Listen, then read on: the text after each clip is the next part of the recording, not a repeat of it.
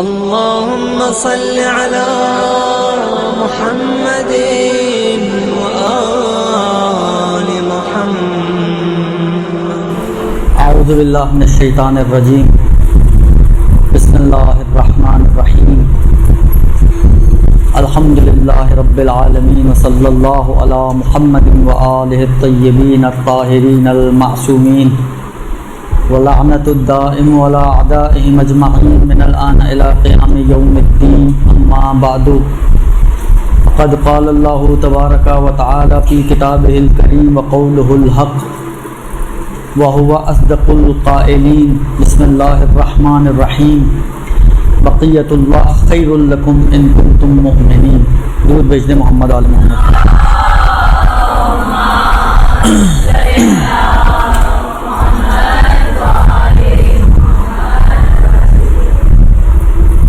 آج کی یہ گفتگو شعبان کے اس حصے میں ہے کہ جو 15 شعبان سے بہت قریب ہے. اس لیے آج کی اس گفتگو کے لیے جو موضوع کہا گیا ہے مجھے وہ امام زمانہ عجل اللہ فرجہ الشریف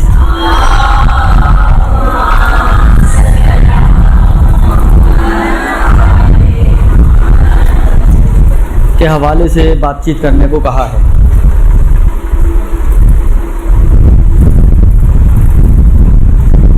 موضوع آج کے اس نشست کا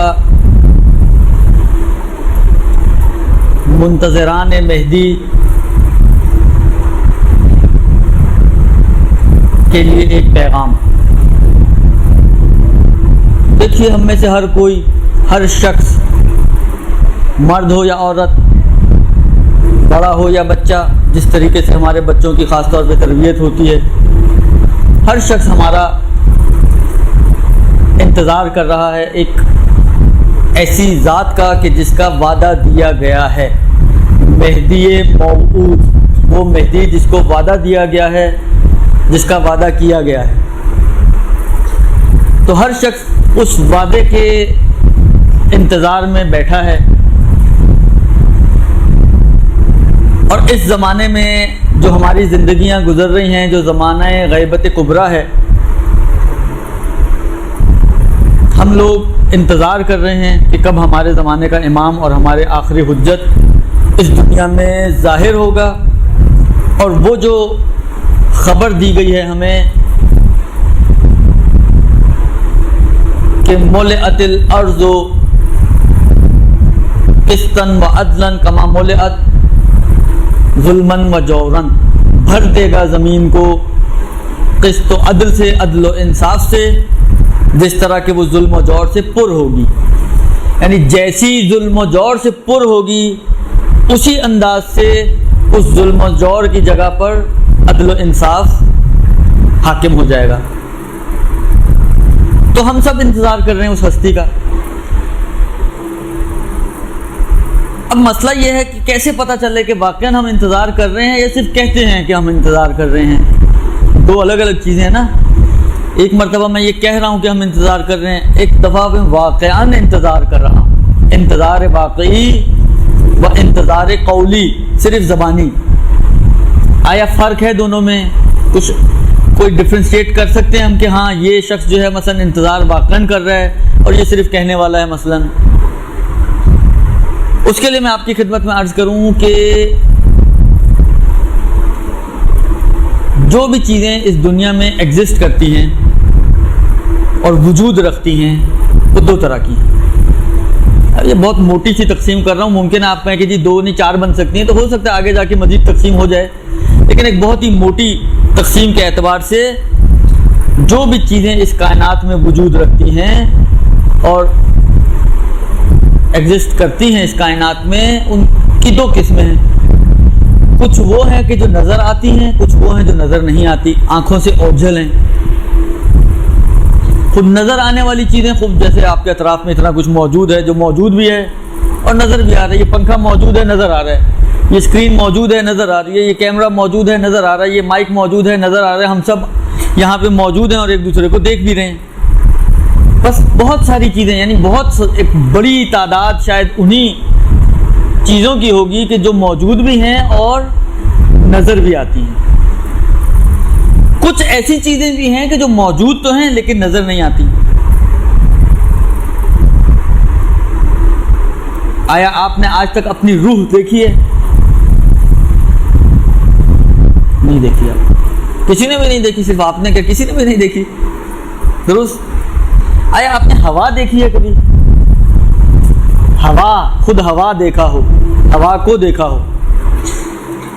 کبھی نہیں دیکھا، کسی نے بھی نہیں دیکھا۔ یہ صرف آپ کی نہیں، سب کی خصوصیت یہ ہے کہ ان کو ہوا نظر نہیں آتی۔ ملائکہ کبھی آپ نے دیکھے ہیں؟ نہیں دیکھے۔ خدا کو کبھی آپ نے دیکھا ہے؟ یعنی اس سے بڑھ کر اور کس چیز کا وجود ہوگا؟ یعنی وجود پروردگار عالم، وجود الہی تو سب وجودوں سے قوی وجود ہے، سب سے قوی وجود۔ یعنی اگر ہم وجود کی بات کریں، ایک کمزور وجود ہوتا ہے جو سہارے کے بغیر کھڑا، مثلا یہ کیمرہ ہے، یہ کھڑا ہوا ہے مگر جب تک یہ سٹینڈ نہیں ہوگا یہ کیمرہ کھڑا نہیں رہ سکتا۔ یہ اپنے کھڑے ہونے میں محتاج ہے کس کا؟ سٹینڈ کا۔ ہمارا وجود ہے، ہم بھی اس زمین پر اگر کھڑے ہوتے ہیں تو ہم محتاج ہیں خدا کے، خدا کی وجہ سے ہم یہاں پر قائم ہیں اور کھڑے ہیں اور موجود ہیں۔ مگر پروردگار عالم کس کا محتاج ہے؟ غنی علی الاطلاق، کسی بھی چیز کا کسی بھی اعتبار سے محتاج نہیں ہے۔ تو سب کے وجود اس کی وجہ سے ہیں مگر اس کا وجود کسی وجہ سے نہیں ہے، کسی اور کی وجہ سے نہیں ہے۔ جس طرح سمجھانے کے لیے عرض کروں، ماشاءاللہ آپ لوگ تو گھریلو خواتین ہیں تو یہ مثالیں شاید آسانی سے سمجھ سکیں۔ مثلا نمک ہے اور کھانا ہے، نمک بھی نمکین ہے اور کھانا بھی نمکین ہے، درست؟ کھانے کی نمکینی کس سے ہے؟ نمک سے ہے۔ تو نمک کی نمکینی کس سے ہے؟ اس کی اپنی ذات سے پھوٹتی ہے، اس کی اپنی ذات سے نمکینی نکلتی ہے، اس کو کسی نے دی نہیں ہے نمکینی۔ یہی بے عین ہی حال ہمارا اور خدا کا ہے۔ ہمارا وجود جس طرح کھانے کی نمکینی نمک کی وجہ سے ہے، ہمارا وجود خدا کی وجہ سے ہے۔ خود نمک کی نمکینی کس سے ہے؟ اس کی ذات میں سے نکلتی ہے۔ خدا کا وجود کہاں سے ہے؟ اس کی ذات سے نکلتا ہے۔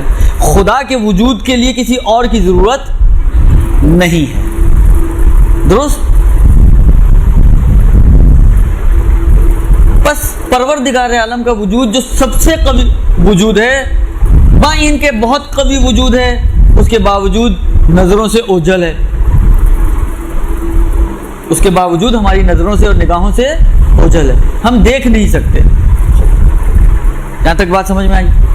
خوب، اگلا سٹیپ، خود جب دیکھ نہیں سکتے تو ہمیں کس نے کہا کہ کوئی خدا موجود ہے؟ ہمیں کس نے کہا کہ ہوا موجود ہے؟ ہمیں کس نے کہا کہ روح موجود ہے؟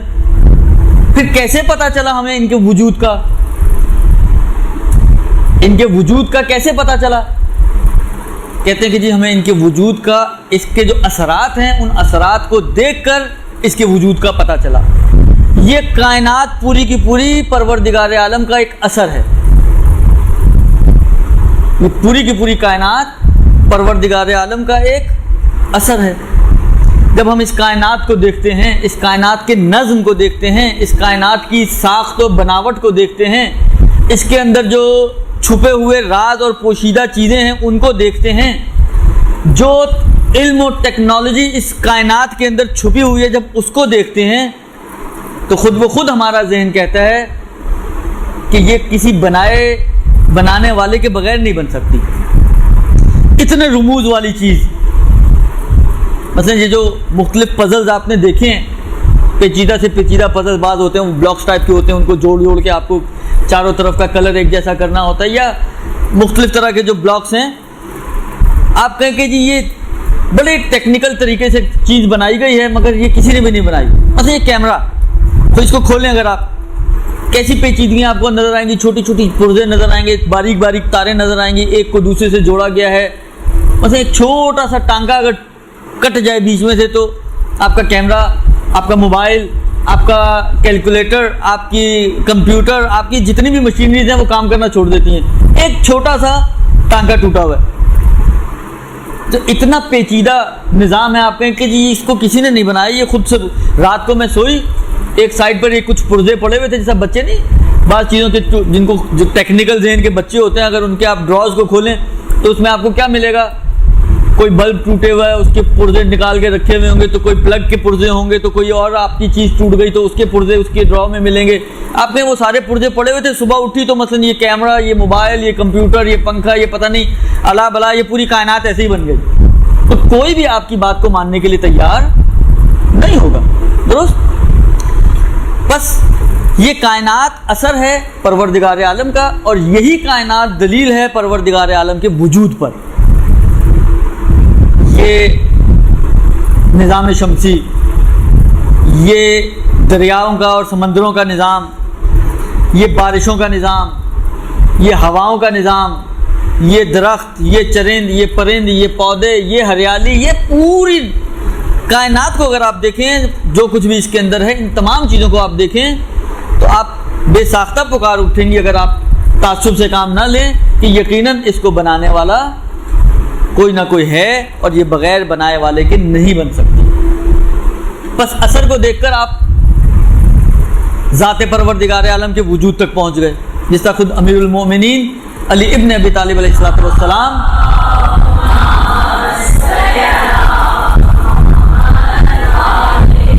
نہج البلاغہ میں 2 مثالیں دی ہیں مولا نے اسی بات کی، کہ اثر کو دیکھ کے اس کی ذات تک پہنچنا۔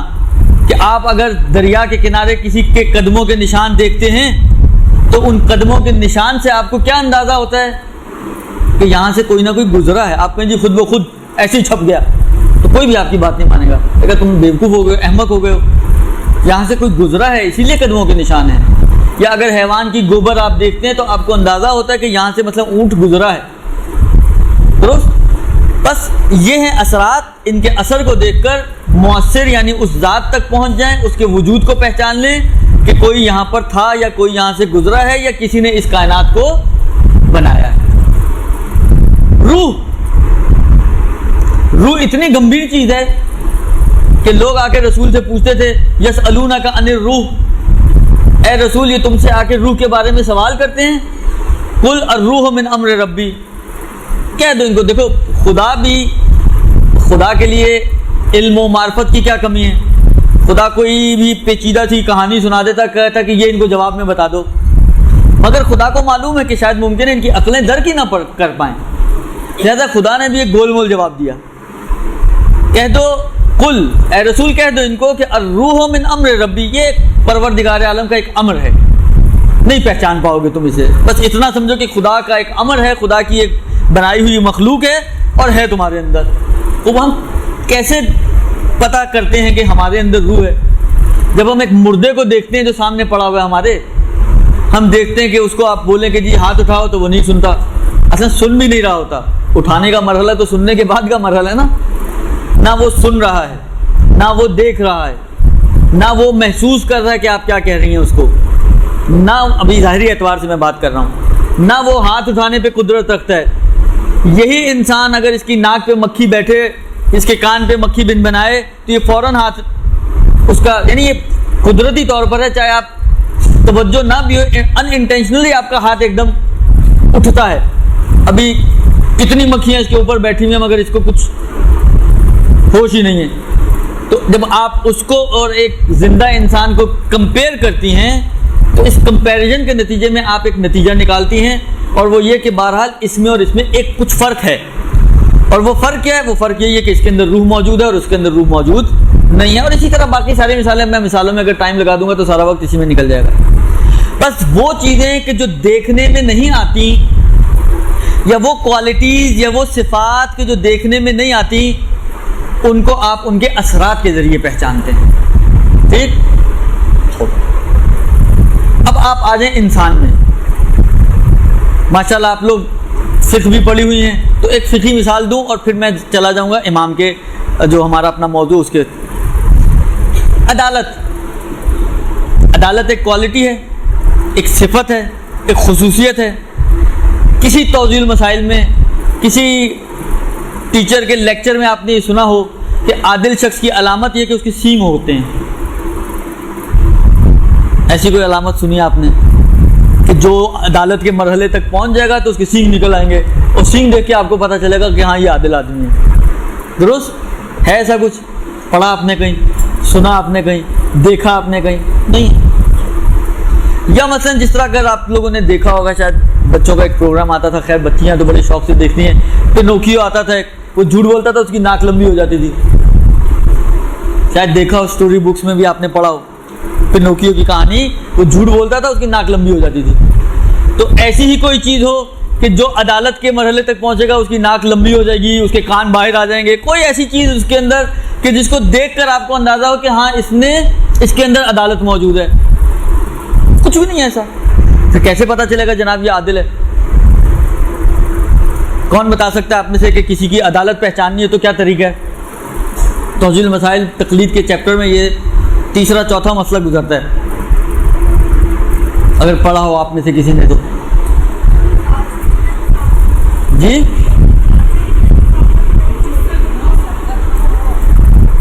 یہ تو صحیح ہے، جس سے گناہ سرزد نہ ہو تو بات، لیکن ہمیں کیسے پتہ چلے گا کہ یہ گناہ کرتا ہے یا نہیں کرتا؟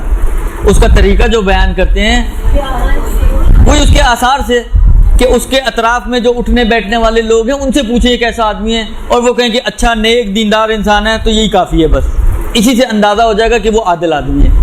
بس اس کا رویہ، اس کا لوگوں کے ساتھ ایپٹیٹیوڈ کس طریقے سے ملتا ہے، یہ چیز علامت ہے اس چیز کی کہ اس کے اندر عدالت ہے یا عدالت نہیں. بس عدالت اپنے آثار سے پہچانی جاتی ہے، آپ کے رویے سے پہچانی جائے گی کہ آپ کس طرح لوگوں کے درمیان زندگی گزار رہے ہو. خوب، اب یہیں سے میں اپنے موضوع پہ آ جاؤں. میں نے کہا کہ ہم میں ایک کوالٹی ہے ہم سب میں، اور وہ کوالٹی کیا ہے کہ ہم منتظر ہیں کسی کے. ایک تو آپ لوگ منتظر ہوں گی چھٹی کی، کہ کب چھٹی کی گھنٹی بجے تو جان چھٹے آپ لوگوں کی ہم لوگوں سے، وہ تو ہے ہی ہیں. لیکن ایک اور انتظار جو سب کر رہا ہے، سب کر رہے ہیں، وہ کس کا انتظار کر رہے ہیں؟ اپنے زمانے کے امام کا. اب یہ منتظر ہونا ایک کوالٹی ہے عدالت کی طرح. اب یہ کیسے پتہ چلے؟ آیا کسی کے سینگ نکل آئیں گے، کسی کی ناک لمبی ہوگی، کوئی کان چوڑے ہو جائیں گے، کوئی کان بڑے ہاتھی جتنے کان بن جائیں گے، کیا ہوگا کہ پتہ چلے کہ جناب ہاں یہ منتظر واقعی ہے، لیکن یہ جو ہے اس کے کان تو ابھی تک اتنے ہی ہیں، اس کا مطلب ہے یہ انتظار نہیں صحیح کر رہا. کیسے پتہ چلے گا ہمیں؟ اساس. اب میں ایک مثال دوں. اچھا، اثرات بھی کس چیز کا آپ انتظار کر رہے ہیں، کتنی اہمیت ہے آپ کی نظر میں اس سامنے والے کی، ان تمام چیزوں سے آپ کے انتظار کی نوعیت میں فرق پڑتا ہے. مثلا فرض کریں، میں اب اپنی مثال دوں. فرض کریں میرا کوئی بیٹا گھر سے باہر نکلا، میں نے اپنی دوسری اولاد کو اس کے پیچھے لگا دیا کہ جاؤ ذرا دیکھو تو یہ جا کہاں رہا ہے، کس سے ملنے جا رہا ہے، کیا کر رہا ہے. بالآخر اس کی کچھ دنوں سے محسوس ہو رہا ہے کہ بڑی حرکتیں اس کی جو ہیں وہ مخدوش ہیں، تو ذرا چیک کر کے آؤ. لیکن دیکھو اس کو پتہ نہ چلے کہ تم اس کو واچ کر رہے ہو. اب وہ آگے نکل گیا، یہ تھوڑے سے فاصلے پہ یہ بھی نکل گیا اس کے پیچھے. اب یہ اس کو واچ کر رہا ہے، درست. تھوڑی دیر بعد آیا، مجھے آ کے کہا کہ جی ابا حضور وہ گیا تو فلان جگہ پہ جا کے کھڑا ہو گیا، اور کسی کا انتظار کر رہا تھا. اور پھر تھوڑی دیر بعد اس کا ایک دوست آیا، یہ دونوں مثلا فرض کریں لائبریری میں چلے گئے پڑھنے کے لیے. اب میں اس سے سوال کروں، اگر تمہیں کیسے پتا چلا کہ وہ کسی کا انتظار کر رہا تھا؟ تم نے اس کے کان بڑے ہوتے ہوئے دیکھے، اس کی ناک، کیا دیکھا کہ تمہیں پتا چلا؟ تو وہ کچھ چیزیں بتائے گا کہ جس سے آپ کہیں گے کہ ہاں صحیح بول رہا ہے کہ یہ کسی کا انتظار کر رہا تھا. مثلاً کیا؟ مثلا فرض کریں وہ کہے گا کہ وہ جا کے بس اسٹاپ پہ کھڑا ہو گیا، بس آئی پھر بھی نہیں چڑھا. وہ اس کا مطلب ہے کہ وہ کسی کا ویٹ کر رہا ہے تبھی تو نہیں چڑھا، خالی بس ہے. یا تو آپ کہیں جی بس نیچے تک ابل رہی تھی تو اس لیے نہیں چڑھا ہوگا، نہیں، بس بھی خالی ہے. اب خالی بس اور وہی بس جس میں اس کو جانا ہے اس کے سامنے سے گزر رہی ہے، مگر وہ نہیں چڑھ رہا. پھر بار بار گلی دیکھ رہا تھا، بار بار راستے کو تک رہا تھا. پھر تھوڑی دیر بعد ہم نے دیکھا کہ اس کا ایک دوست آیا، اور پھر بس آئی تو اگلی بس میں وہ بیٹھ کے چلے گئے. اب یہ جو علامتیں وہ بتا رہا ہے، گھڑی دیکھ رہا تھا، راستہ تک رہا تھا، بس آئی مگر سوار نہیں ہوا، ان علامتوں سے اس نے پہچانا کہ یہ انتظار کر رہا ہے کسی کا. اگر یہ علامتیں نہ ہوتی، فرض کریں وہ جاتا دیکھتا بس آئی وہ بیٹھا اور چل پڑا، تو وہ کبھی بھی آ کے مجھے نہ کہتا کہ وہ کسی کا ویٹ کر رہا تھا، درست؟ یہ ایک مثال۔ اگلی مثال، اب ہم اپنے گھروں میں آ جائیں۔ فرض کریں آپ نے گھر میں مثلا جس طرح ہوتا ہے بعض لوگوں کے فیملی ممبر میں سے، مثلا باپ ہے یا بھائی ہے، کوئی خلاصہ باہر گیا ہوا ہے، باہر کے ملک کام کرنے گیا ہوا ہے، اس کا آپ کو فون آیا، اس کا آپ کو خط آیا، خلاصہ جو بھی تھا کہ جی میں فلاں تاریخ کو آ رہا ہوں، درست؟ مطلب ٹائم نہیں اس نے بتایا کہ کب آ رہا ہوں، یا اگر ٹائم بھی ممکن ہے بتا دے، مثلا دوپہر تک پہنچ جاؤں گا۔ تو اب آپ ذرا تھوڑا سا غور کریں کہ گھر میں کیا صورتحال ہوگی، کوئی فرق ہوگا نارمل روٹین سے یا نہیں ہوگا؟ اگر یہ انتظار کر رہے ہیں کسی آنے والے کا، اور آنے والا ان کی زندگی میں اہمیت رکھتا ہے، آنے والا ان کا باپ ہے، کسی کا شوہر ہے، کسی کا بیٹا ہے مثلا، کسی کا بھائی ہے مثلا، اور پتہ ہے کہ مثلا 2 سال بعد مثلا آ رہا ہے، تو یہ 2 سال بعد اگر کوئی شخص آ رہا ہے تو جب، اور مثلا فرض کریں اس نے کہا ظہر تک پہنچ جاؤں گا میں، اب یہ سب سے پہلی تو یہ فرق پڑے گا کہ آپ نارمل روٹین سے 11 بجے اگر اٹھتی ہیں تو 11 بجے نہیں اٹھیں گی، ممکن ہے رات بھر نیند بھی نہ آئے، کیوں؟ اس لیے کہ انتظار ہے آپ کو کسی کا، پتہ ہے کہ رات کو نہیں آنا اس نے، مگر اس کے باوجود رات بھر ممکن ہے نیند نہ آئے کل کے اشتیاق میں، اعلیٰ چلیں سو بھی گئیں آپ تو جلدی اٹھ جائیں گی۔ اچھا جلدی اٹھ کے کیا کریں گی؟ ٹی وی دیکھنا شروع کر دیں گی، رسالے پڑھنا شروع کر دیں گی، کیا کریں گی؟ آپ کے گھر میں ایک ہلچل ہوگی جی، گھر کی تھوڑی بہت صفائی ستھرائی ہو رہی ہے اور کام پورے کیے جا رہے ہیں تاکہ آپ سارے کاموں سے فارغ ہو کر مثلا جو بھی شخص آ رہا ہے، باپ ہے، بھائی ہے، شوہر ہے، تھوڑا سا ٹائم اس کو دے سکیں اور اس کے ساتھ کچھ وقت گزار سکیں۔ اگر یہ سارے کام آپ کو اس کے آنے کے بعد کرنے پڑیں گے تو آپ اس کو تو ٹائم نہیں دے سکیں گی، لہٰذا آپ کی کوشش ہوتی ہے کہ سارے کام جلدی جلدی نپٹا دو تاکہ اس وقت بیٹھ کے گپ مار سکیں، درست؟ تو آپ کے گھر کے حالات بتا رہے ہوتے ہیں کہ کچھ آج انوکھا ہے۔ اچھا فرض کریں اس نے کہا تھا جی ظہر تک آ جاؤں گا، اب ظہر کا وقت بہت شدت سے انتظار ہو رہا ہے، وقت گزر نہیں رہا، خلاصہ اللہ اللہ کرتے ہوئے ظہر کی اذان ہو گئی مگر وہ صاحب نہیں پہنچے ابھی تک۔ تو آپ نے پہلے تو انسان اپنے آپ سے ہی کچھ چیزیں تراشتا ہے نا کہ ممکن ہے ٹریفک میں دیر ہو گئی ہو، ممکن ہے جہاز لیٹ ہو گیا ہو،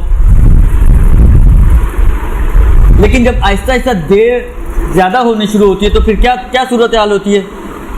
اب مثلا فرض کریں آپ اگر اوپر کے گھر میں ہیں تو اوپر سے نکل کے جھانکیں گی، ابھی تک کوئی نہیں آیا، گلی کے کونے تک دیکھیں گی، اگر کسی سے رابطہ ممکن ہوگا تو رابطہ کر کے پوچھیں گی بھائی ابھی تک کیوں نہیں آئے، کیا صورتحال ہے، کیا ہو گیا، جہاز لیٹ ہے، کیا مشکل ہے؟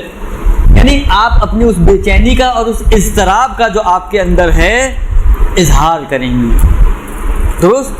یہاں تک بات سمجھ میں آ گئی؟ اب سوال، ہم سب منتظران مہدی ہیں، دنیا کو کیسے پتا چلے کہ ہم کسی کا انتظار کر رہے ہیں؟ کیا منتظروں والی علامتیں ہمارے اندر ہیں؟ میں نے کہا نا کہ دیکھیں لیول فرق کرتا ہے، ایک مرتبہ چاہے آپ کی اپنی ہی اولاد ہو، مثلا چھوٹا بچہ ہے وہ کہیں گیا ہوا ہے، مثلا ایران زیارتوں پہ اس کا کوئی انعام نکل آیا، وہ کسی گروپ کے ساتھ زیارتوں پہ گیا ہوا ہے، الگ 16-17 سال کا جوان سا ایک نوجوان سا بچہ ہے، اس کا ایک آپ انتظار کریں گی، اور ایک مرتبہ سے اپنے شوہر کا انتظار کر رہی ہوں گی، ایک مرتبہ سے اپنے باپ کا انتظار کر رہی ہوں گی، سب کے لیولز میں فرق ہوگا، ان سب کی شدتوں میں فرق ہوگا۔ ممکن ہے ایک بیوی جس انداز سے اپنے شوہر کا انتظار کر رہی ہوگی، وہ ایک بیٹی اپنے باپ کے انتظار میں وہ شدت شاید نہ ہوگی، منکر نہیں ہوں، لیکن وہ شدت کے جو ایک بیوی کی ایک شوہر کے انتظار میں، خاص طور پہ اگر وہ سسرال میں چھوڑ کر گیا ہوا ہے اپنی بیوی کو، تو اس صورت میں جو اس کے شدت ہوگی انتظار میں، وہ ایک بیٹی کی یا ایک ماں کی شاید ویسی شدت نہیں ہوگی، کیوں؟ اس لیے اس کے پاس بہت ساری پوٹلی پڑی ہوئی ہے سنانے کے لیے، بہت سارے ظلم و ستم اس کے اوپر ہوئے ہیں جو اس نے سنانے ہیں، لہذا اس کی شدت کی بات ہی اور ہوگی۔ خلاصہ کلام یہ کہ آپ کا انداز، آپ کی شدت، آپ کی کمی، آپ کی زیادتی، یہ ساری چیزیں بتاتی ہیں کہ آپ انتظار کر رہی ہیں یا نہیں کر رہی ہیں۔ اب ہم جو منتظران مہدی ہیں، ہم امام زمانہ عجل اللہ فرجہ الشریف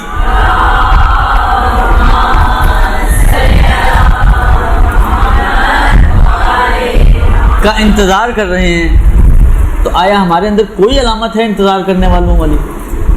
کوئی ایک چھوٹی موٹی علامت، کوئی بڑی علامت، کوئی جس کو ہم کہیں کہ ہاں اس بندے کو دیکھ کر آپ کو لگے کہ ہاں یہ انتظار کر رہا ہے کسی کا؟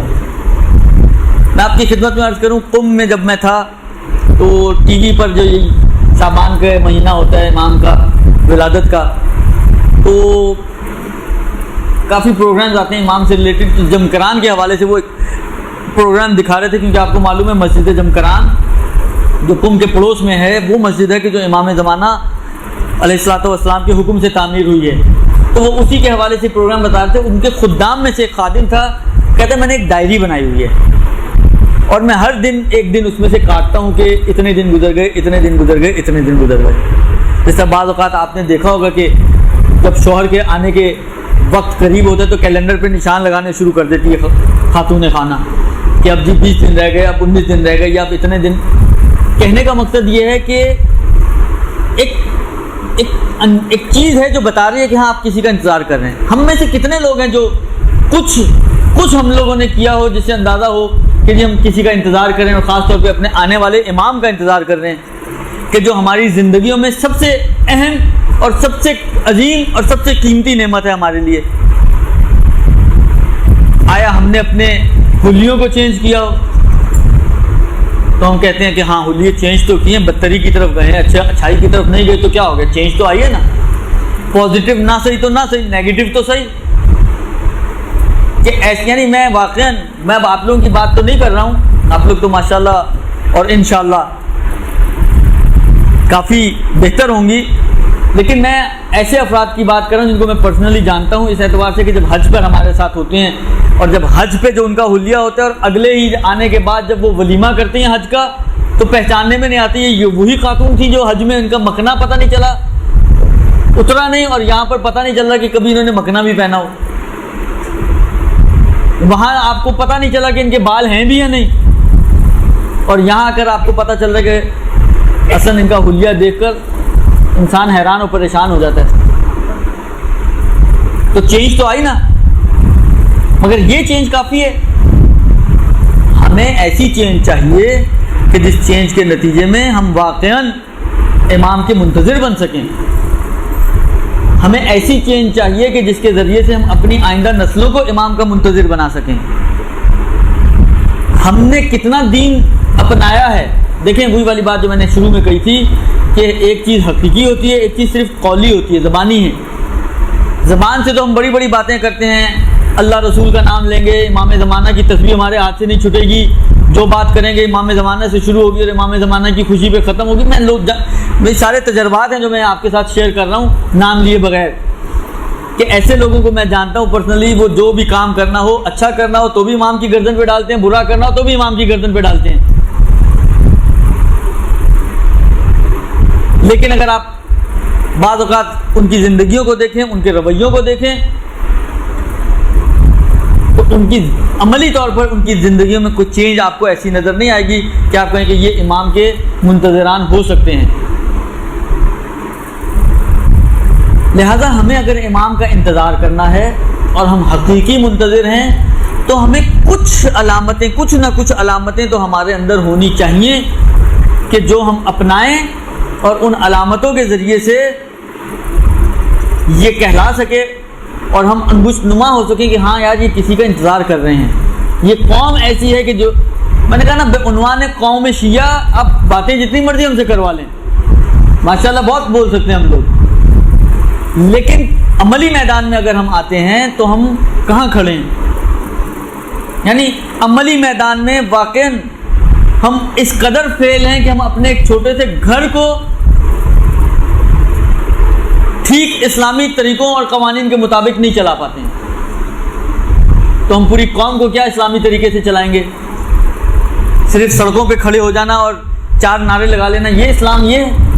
یہ تو شاید آج کے زمانے میں جو غیبت کبریٰ کا زمانہ ہے، اگر آپ روایتیں اٹھا کے دیکھیں تو آج کے زمانے میں تو یہ شاید اتنا مطلوب بھی نہیں ہے، آپ سے مانگا بھی نہیں گیا کہ آپ سڑکوں پہ کھڑی ہو جائیں جا کے۔ ان چیزوں کا تقاضا، روایتیں میں اپنے پاس سے نہیں عرض کر رہا ہوں، روایتوں کا نچوڑ یہ ہے کہ آج کے زمانے میں جو غیبت کبریٰ کا زمانہ ہے اور خاص طور پہ آخری زمانہ ہے، اس میں تم گوشہ نشین ہو جاؤ، تم اس حیوان کی طرح ہو جاؤ کہ جو یعنی اس سٹیج پر ہے کہ نہ اس کے دودھ سے فائدہ اٹھایا جا سکتا ہے، یعنی نہ وہ دودھ دینے کے قابل ہے اور نہ ہی اس کے اوپر سوار ہوا جا سکتا ہے۔ یہ روایتوں کے جملے ہیں، یعنی تمہارا رویہ ایسا ہونا چاہیے، اور ہم لوگ ہر دوسرے دن سڑکوں پہ نظر آتے ہیں۔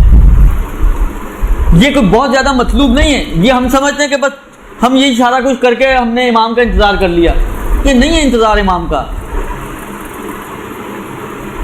آپ اپنے گھر کو پہلے سنبھالیں، اپنے گھر کی تربیت کریں، اپنی گودوں میں پلنے والے بچوں کی تربیت کریں، یہ آپ کا جہاد ہے، یہ آپ کا ہنر ہے، یہ آپ کا کارنامہ ہے۔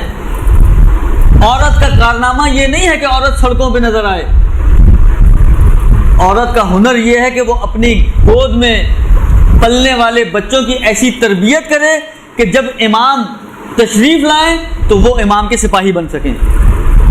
یہ عورت کا ہنر ہے۔ ہمارے معاشرے میں جوان لڑکے اور لڑکیوں کو صرف بعض لوگوں نے انہی چیزوں پہ لگا دیا ہے۔ ہر دوسرے دن آپ دیکھیں سڑکیں گھیری ہوئی ہیں ہم لوگ سمجھتے ہیں بہت عمدہ کام کر رہے ہیں۔ اب میں ابھی ان کے اوپر کمنٹس نہیں دینا چاہ رہا ہوں کہ کتنا عمدہ کام ہے اور کتنا فائدہ مند ہے اور کتنا نقصان دہ، لیکن بہرحال یہ آج کے زمانے میں، زمانے غیبت کبریٰ میں، یہ قطعاً مطلوب نہیں ہے۔ لہٰذا آپ کا جو اثر ہنر ہے وہ یہ ہے کہ آپ اپنے گھر کو تو صحیح طرح سے چلائیں، گھر کی صحیح تربیت کریں، گھر میں صحیح دین کا رواج لے کر آئیں۔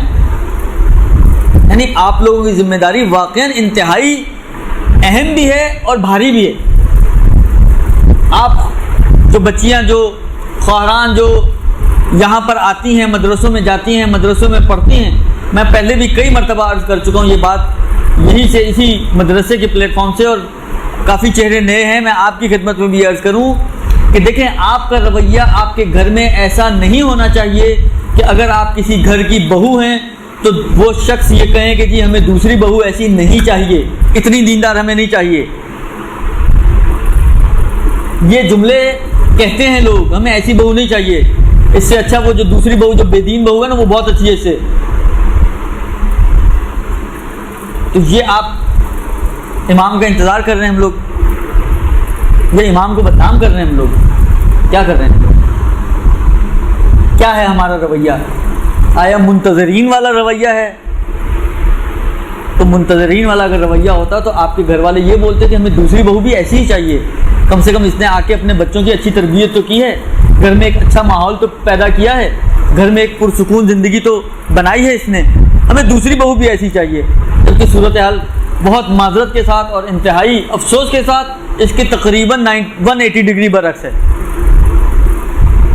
نہیں ہونا چاہیے یہ چیز۔ تو ہماری ذمہ داری منتظرین کے حوالے سے اور انتظار کرنے والوں کے حوالے سے یہ بنتی ہے کہ ہم اپنے اندر چینج لے کر آئیں پہلے مرحلے میں، اپنے آپ کو بہتر بنانے کی کوشش کریں پہلے مرحلے میں، کیونکہ شروع کرنا ہے ہمیں اپنے آپ سے۔ ایک ہماری بڑی مشکل جو ہوتی ہے، خود ہماری بھی، ہم بھی اسی فیلڈ سے تعلق رکھتے ہیں، آپ کے ساتھ ہی اس چیز میں، اس غم میں برابر کے شریک ہیں ہم لوگ، کہ ہماری سب سے بڑی مشکل یہ ہوتی ہے ہم شروع کرتے ہیں دوسروں سے، ہمیں دوسروں کو سدھارنے کا شوق ہوتا ہے، اپنے آپ کو سدھارنے کا کوئی فکر ہی نہیں ہوتی، جبکہ برعکس ہونا چاہیے کہ پہلا مرحلہ ہمارا خود سازی کا ہونا چاہیے۔ پہلے اپنے آپ کو بنائیں اور اپنے آپ کو بنانے کے بعد ہم دوسروں کی فکر میں پڑیں، کیونکہ ایک فلسفے کا بھی ایک قانون ہے جس کو میں آسان الفاظ میں آپ کی خدمت میں عرض کروں اور پہلے ایک مثال کے ذریعے سمجھاؤں۔ فرض کریں آپ گھر سے نکلی، اپنا بیگ لانا بھول گئی، جیبیں آپ کی خالی، درست؟ جب آپ یہاں سے باہر نکلی، ایک مانگنے والی آپ کے پاس آئی اور اس نے کہا کہ کچھ دے دو، جس طرح بولتے ہیں کچھ نہیں تو 2 روپے ہی دے دو، کچھ تو دے دو۔ اب آپ کیا کہیں گی اس کو؟ کچھ ہو تو میں دوں گی نا، ہے ہی نہیں کچھ میرے پاس تو میں کہاں سے دوں تمہیں، درست؟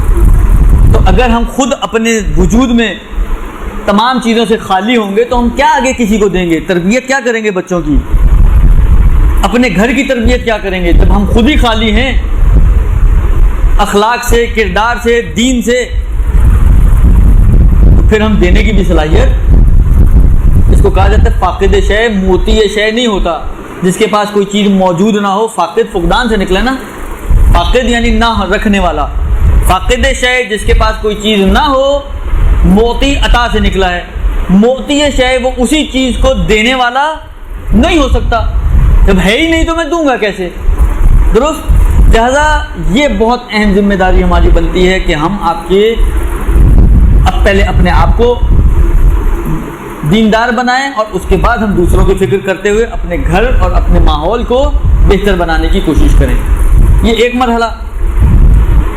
یہ تو اسی انتظار کے دوران ایک دوسرا سٹیپ یہ آتا ہے کہ ہم میں سے ہر کوئی چاہتا ہے کہ امام سے ملاقات کرے. آپ میں سے کوئی ایسا ہے کہ جس کو چانس دیا جائے کہ امام سے ملاقات ہو سکتی ہے اور وہ نہ ملنا چاہے؟ کوئی بھی ایسا نہیں ہوگا. ہم میں سے ہر شخص اس دیدار کا مشتاق ہے کہ کبھی کوئی ایسا موقع، کوئی ایسی ہماری بھی قسمت بن جائے کہ امام اپنا دیدار ہمیں کروا دیں. لیکن مشکل یہ ہے پھر وہی والی بات کہ ہم لوگ یہ دیدار تو چاہتے ہیں مگر بغیر ایفرٹس کے. ہم چاہتے ہیں پکا پکایا کھانا مل جائے اور کوئی آگے منہ میں بھی ڈال دے تو نور علی نور، کہانی ختم. چلو چبانے کی زحمت ہم خود کر لیں گے. دیکھیں یہ دنیا، جس دنیا میں آپ رہ رہی ہیں، یہ سبب و مسبب کی دنیا ہے. کچھ کیے بغیر کسی چیز کی توقع رکھنا اصلاً معقول نہیں ہے. بہت سارے واقعات میں آپ نے سنا ہے، بہت ساری حکایتوں میں آپ نے سنا ہے کہ اگر آپ زمین میں کچھ نہ بوئیں، مثلا یہاں پہ کچھ اگر نہ بوؤں اور میں توقع کروں کہ اگلی دفعہ یہاں ایک بہت خوبصورت سا آم کا پیڑ ہو اور پکا پکایا آم مجھے مل جائے، تو کیسے ہے یہ میری توقع؟ کتنے % چانسز ہیں اس توقع کے پورے ہونے کے؟ کسی زمین میں نہ میں نے اس زمین میں ہل چلایا ہو، نہ میں نے اس زمین کو آمادہ کیا ہو، نہ اس زمین میں بیج ڈالا ہو، نہ اس زمین میں بیج ڈالنے کے بعد اس کو پانی دیا ہو، نہ اس زمین کو سورج ملا ہو، مگر میری تمنا یہ ہو کہ اگلے ہفتے جب میں آؤں تو یہاں پر ایک بہت ہی میٹھے سے آموں کا ایک درخت نکلا ہوا ہو اور پھل آمادہ. تو آپ کا کیا خیال ہے کتنے % چانسز ہیں کہ میری یہ توقع پوری ہو سکتی ہے؟ چلے ایک ہفتے میں نہ صحیح تو کتنی مدت میں پوری ہو سکتی ہے؟ اصل قیامت تک اگر میں یہاں بیٹھا رہا ہوں یہ توقع میری پوری ہونے والی نہیں ہے. مگر ہم لوگ جب دنیا میں اور زندگی گزارنے پہ آتے ہیں تو ہم اپنی زندگی کو انہی چیزوں کے اوپر بیس کرتے ہیں. ہماری زندگی اور دنیا گزارنے کے رنگ ڈھنگ اگر آپ دیکھیں تو بہت زیادہ انہی چیزوں کے اوپر ڈیپینڈ کر رہی ہوتی ہے کہ کرتے کچھ نہیں ہے اور چاہتے بہت کچھ ہیں. کرتے کچھ نہیں ہے، عمل کچھ نہیں کرنا، ایفرٹس کچھ نہیں کرنے، کوشش کچھ نہیں کرنی، لیکن چاہنا یہ ہے کہ جب امام زمانہ علیہ السلام ظہور فرمائے تو ان کا پرچم ہمارے ہی ہاتھ میں ہو سکتا ہے، مگر کرنے کے بعد کچھ کیے بغیر تو نہیں ہو سکتا. کچھ کیے بغیر اگر ہم یہ توقعات رکھتے ہیں تو یہ توقعات ہماری ابس اور بیکار ہیں، یہ کبھی پوری ہونے والی نہیں ہے. اب میں 2 چیزیں آپ کی خدمت میں پیش کرنا چاہ رہا ہوں. 2 روایتیں سمجھ لیں، 2 حکایتیں سمجھ لیں، 2 واقعات سمجھ لیں، وہ میں آپ کی خدمت میں پیش کرنا چاہ رہا ہوں کہ دیکھیں امام سے، یعنی ایسا نہیں ہے کہ آج کے زمانے میں ممکن ہی نہیں ہے کہ امام سے ملاقات ہو، اور یہ بھی نہیں ہے کہ ہر دوسرا آدمی کہے جی مجھے تو امام چلا رہے ہیں، مجھے آرڈرز ملتے ہیں، مجھے تو امام یہ بتاتے ہیں تو میں یوں کرتا ہوں اور ایسا ویسا، یہ بھی کہانی ہے ساری. یعنی اگر کوئی یہ کہے کہ امام سے ملاقات ہو ہی نہیں سکتی تو یہ بات بھی بہت زیادہ قابل قبول نہیں ہے. اور کوئی آ کے یہ کہے کہ ہر دوسرا آدمی آ کے دعویٰ کرنا شروع کر دے کہ جی میری تو روز امام سے ملاقات ہوتی ہے، میری تو ہر ہفتے امام سے ملاقات ہوتی ہے، میری تو ہر مہینے امام سے ملاقات ہوتی ہے، تو یہ بھی اتنا آسان بھی نہیں ہے کہ ہر ایرا غیرہ نتھو خیرہ جو ہے وہ آ کے یہ دعویٰ کر دے کہ جی ہمارا تو پورے آرڈرز ہی ہمیں پیچھے سے مل رہے ہیں. یہ بھی اتنا زیادہ روایتیں اگر آپ اٹھا کے دیکھیں، وقت کیونکہ نہیں ہے تو میں اس لیے بہت زیادہ ان کی تفصیلات میں نہیں جا رہا، لیکن یہ دونوں چیزیں اپنی جگہ پر مسلم ہیں کہ نہ ایسا ہے اور نہ ویسا ہے. ہاں اس عام روٹین میں امکان ضرور ہے کہ آپ کی ملاقات ہو سکے امام سے، لیکن وہی والی بات ہے، کچھ ایفرٹس کریں، کچھ کریں تو ممکن ہے آپ کی ملاقات بھی ہو جائے۔ میں ایک مثال دوں آپ لوگوں کو، مفاتی آپ میں سے ہر کسی کے گھر میں ہوگی، شاید ہی کوئی گھر ایسا ہو جس میں مفاتی جیسی کتاب موجود نہ ہو۔ اس مفاتی، اچھا یہ تو ایک چیز، اس سے پہلے میں ایک بات اور کر دوں، مجھے یہ بتائیں ہم میں سے کتنے ایسے لوگ ہیں کہ جو رسول خدا سے ملنا چاہتے ہیں، امیر المومنین سے ملنا چاہتے ہیں؟ ہے کوئی جو ملنا چاہے؟ کون نہیں ملنا چاہتا وہ ذرا ہاتھ کھڑا کرے۔ آسان وہ ہوگا نا کہ جو نہیں ملنا چاہتا وہ ذرا ہاتھ کھڑا کرے۔ کسی نے ہاتھ کھڑا نہیں کیا، نہیں سب ملنا چاہتے ہیں۔ اچھا جب سب ملنا چاہتے ہیں تو ہم میں سے کتنے پر، اب ایوریج نکالیے گا، ممکن ہے کوئی ایک آدھ نکل بھی آئیں، میں بالکل انکار نہیں کرتا، کتنے لوگ ہیں مفاتی میں ایک نسخہ دیا ہوا ہے کہ اگر کوئی چاہتا ہے کہ رسول خدا سے ملاقات کرے یا ائمہ سے ملاقات کرے، یہ اس کا وظیفہ ہے، اس پر عمل کرو تمہاری ملاقات ہوگی۔ کتنے لوگوں نے کیا آج تک؟ تو بس وہی والی بات ہے نا، ہم ملنا تو چاہتے ہیں لیکن ہم چاہتے ہیں بس کچھ کیے بغیر ہی ملاقاتیں ہو جائیں، کرنا کچھ نہ پڑے۔ ایسا نہیں ہوتا ہے، چانس ہو جائے تو دیکھیں نظر کرم ہے، وہ ہو جائے تو آپ منع تو نہیں کر سکتی کسی کو، لیکن جو نارمل ہے نارملی ایسا نہیں ہوتا۔ نارمل روٹین نہیں ہے کہ آپ کچھ کریں نہیں اور آپ کی ملاقات بھی ہو جائے۔ ہاں بعض اوقات ہو سکتا ہے کہ آپ کچھ کریں یا نہ بھی کریں، ملاقات ہو جائے مثلا، امکان اس کا بھی، میں اس کی بالکل انکار نہیں کر رہا، لیکن نارمل جو ہے وہ یہی ہے کہ جیسی کرنی ویسی بن رہی۔ وہ تو بچپن سے ہم پڑھتے آ رہے ہیں اور سنتے آ رہے ہیں، تو کچھ کریں تو نتیجہ بھی ملے گا۔ میں اب دو واقعات آپ کی خدمت میں پیش کرنا چاہ رہا ہوں، ایک پازیٹیو ہے اور ایک نیگیٹو ہے۔ ایک وہ ہے کہ کیا کریں تو امام سے ملاقات ہو سکتی ہے، اور ایک وہ ہے کہ کیا چیزیں رکاوٹیں بن رہی ہیں ہمارے اور امام کے درمیان۔ کیونکہ دیکھیں مثلا فرض کریں مجھے لکڑی جلانی ہو تو لکڑی جلانے کے لیے کیا کیا چیزیں چاہیے ہوتی ہیں؟ ایک تو آپ کو ماچس چاہیے، آگ جلے گی تو لکڑی جلے گی نا، وہ ماچس ہی نہیں ہے تو لکڑی کیسے جلے گی؟ ایک تو آپ کو آگ چاہیے، چاہے لائٹر کی شکل میں ہو، چاہے ماچس کی شکل میں ہو، چاہے کسی فارم میں ہو، تو ایک آپ کو اس لکڑی جلانے کے لیے آگ چاہیے۔ اور کیا چاہیے؟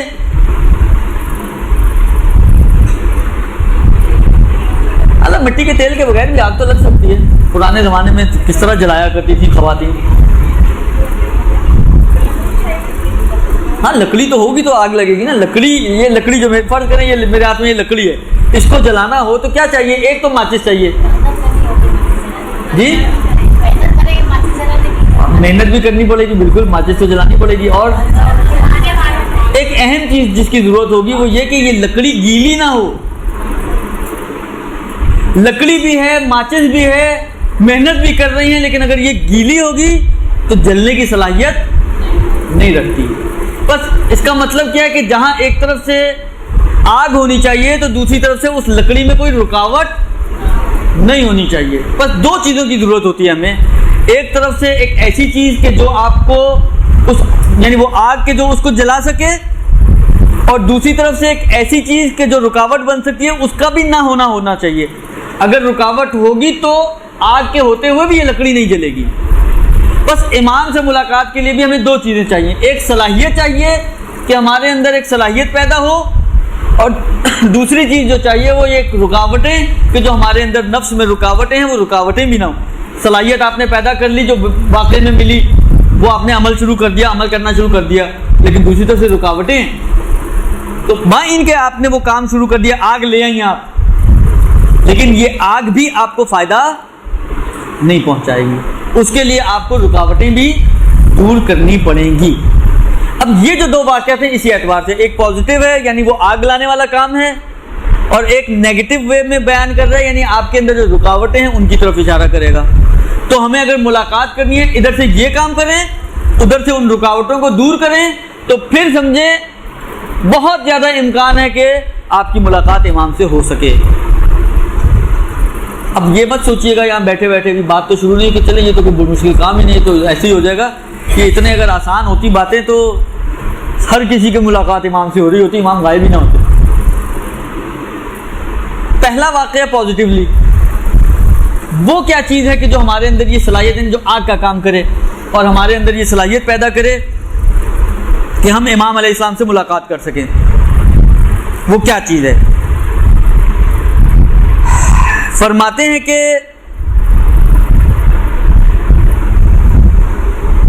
عبد الکریم کفاش، شاید نام سنا ہو آپ لوگوں نے، ہو سکتا ہے بعض نے یہ واقعہ بھی سنا ہو، لیکن اب جنہوں نے سنا ہوا ان کے لیے تکرار ہو جائے گا، جنہوں نے نہیں سنا ہوا ان کے لیے۔ عبد الکریم کفاش، کفاش فارسی میں کہتے ہیں اس کو موچی کو۔ اچھا مزے کی بات میں آپ کو بتاؤں، آپ جو امام کی ملاقات کے واقعات ہیں اگر آپ ان کو اٹھا کر دیکھیں تو ایک تو گروہ آپ کو وہ ملے گا کہ جی امام کے علماء کے ساتھ ملاقاتیں ہیں، مقدس اردبیلی کے ساتھ ملاقات ہے، سید ابن طاؤس کے ساتھ ملاقات ہے، اور دوسرے اغم رشی کے ساتھ کچھ واقعات ہیں وغیرہ وغیرہ۔ اگر علماء کو چھوڑ دیں تو علماء کے بعد والے مرحلے میں اگر آپ جائیں گی تو ایسا آپ کو بہت کم ملے گا کہ امام کی ملاقات کسی انتہائی مالدار آدمی سے ہو گئی، امام کی ملاقات کسی بہت بڑے صدر مملکت سے ہو گئی۔ یہ صدر مملکت اور یہ مالدار اور یہ ساری چیزیں یہ سب کہانیاں ہیں۔ اکثر واقعات میں آپ کو یہ ملے گا کہ امام کی ملاقاتیں نارمل، بلکہ ہمارے اعتبار سے اگر آپ دیکھیں تو نارمل سے بھی نچلے لیول کے جو لوگ ہیں ان سے ہوتی ہیں۔ یہ جو واقعہ یہ کفاش کا واقعہ، موچی کا۔ رجب علی خیاط کا واقعہ بھی بڑے مشہور ہیں۔ پھر میں نے خدا کو پا لیا، شاید اردو میں بھی ہے یہ کتاب، آپ لوگوں نے شاید پڑھی ہوگی، نہیں پڑھی تو ضرور پڑھیں، ہائیلی ریکمینڈیڈ، ضرور پڑھیں۔ وہ خیاط درزی آغا خوئی کا ایک واقعہ ملتا ہے کہ ان کے مدرسے کا، ان کے حوالے سے نقل ہوتا ہے کہ مدرسے کا ایک خادم، ایک مدرسے کا خادم یعنی ایک سمجھے ملازم، ایک ادنا سا ملازم جو صفائی اور جھاڑو اور صفائی ستھرائی کرنے والا، کوئی موچی ہے تو کوئی درزی ہے تو کوئی اسی قسم کے لوگوں سے اکثر امام کی ملاقاتیں ہیں۔ اور یہ ایسا شخص ہے کہ جس کتاب سے یہ واقعہ نقل کر رہا ہوں اس میں یوں نقل ہوا ہے کہ یہ ہفتے میں ایک دن اس کا فکس تھا امام سے ملاقات کا، کہ ہر ہفتے ایک دن اس کی امام سے ملاقات ہوتی تھی۔ عبد الکریم کفاش، ہفتے میں ایک دن اس کی امام سے ملاقات ہوتی تھی، اور اتنا امام سے، یعنی اس کے بعد اگر اردو میں اتفاق ہے کہ وہ کتاب نہیں ہے، ورنہ ان کے واقعات اگر آپ دیکھیں تو آپ کو ایسے لگے گا کہ امام کے ساتھ جس کو کہیں بہت ایک دوستانہ طریقے سے ملا کرتے تھے۔ ایک دن انہوں نے شاید خواب میں دیکھا کہ اوپر کی چکر لگا رہے ہیں امام زمانہ کے ساتھ، جنت میں گھوم رہے ہیں۔ امام نے بتایا، یہ دکھایا وہ دکھایا، مختلف چیزیں دکھائی۔ اچھا تھوڑی دیر کے لیے، میں اکثر جب یہ واقعہ پڑھتا ہوں، میں جو بھی حاضرین ہوتے ہیں کہتا ہوں تھوڑی دیر کے لیے آپ فرض کریں کہ آپ خواب میں امام کے ساتھ جنت میں گھوم رہی ہیں اور امام آپ کو آفر کریں کہ جنت میں رہنا ہے، کیا جواب دیں گے آپ؟ کم سے کم میں تو بولوں جی چھوڑ جائیں، خدا حافظ، فی امان اللہ، پھر ملیں گے، قیامت میں ملیں گے۔ اب میں تو یہی بولوں، کیوں؟ اس لیے کہ ہمارا تو سارا صبح اٹھتے ہیں رات کو سونے تک، بلوغ سے لے کر قبر تک ہمارے سارا جو کچھ گھوم رہا ہوتا ہے وہ جنت و جہنم کے گرد تو گھوم رہا ہوتا ہے۔ تو اگر آپ کو درمیان میں کوئی موقع مل جائے جنت میں پہنچنے کا تو کون منع کرے گا؟ جب امام نے اس سے سوال کیا کہ جنت میں رکو گے، تو اس نے کہا کہ مولا یہ بتائیں کہ آپ اس جنت میں ہوں گے؟ کہا کہ نہیں، مجھے تو ابھی میں یہاں نہیں رہ سکتا ابھی، کیونکہ مجھے بھی بہت کام ہے دنیا میں اور ایک بڑا انقلاب برپا کرنا ہے مجھے دنیا میں، لہٰذا میں ابھی یہاں نہیں رہ سکتا۔ کہا میں نے بھی نہیں رہنا اس جنت میں۔ یہ ہم میں سے ہے کسی کی کوالٹی؟